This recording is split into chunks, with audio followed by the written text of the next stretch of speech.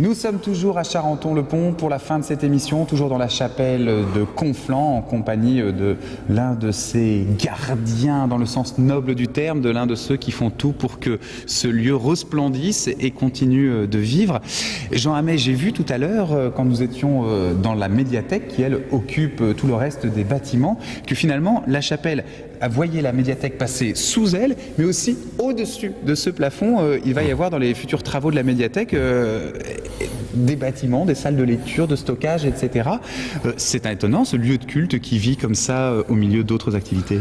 Oui, en somme, cet immeuble-ci est partagé entre la médiathèque et nous.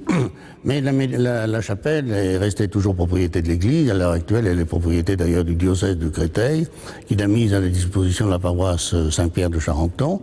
Il y a toujours des messes. Il y a toujours des messes tous les dimanches matin, ici, pour les fidèles du quartier. Et en plus, cette chapelle est un lieu à la fois historique, cultuel, mais également culturel, puisqu'on y donne des concerts assez fréquemment.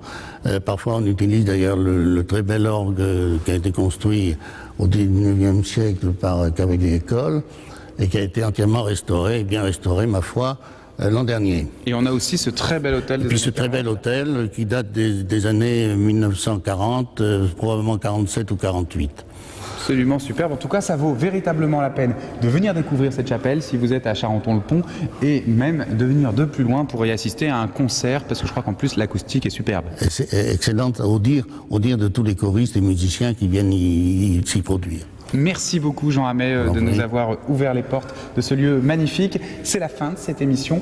On se retrouve lundi pour partir dans de nouvelles aventures en Ile-de-France. D'ici là, excellent week-end à tous et encore une fois, joyeuses années.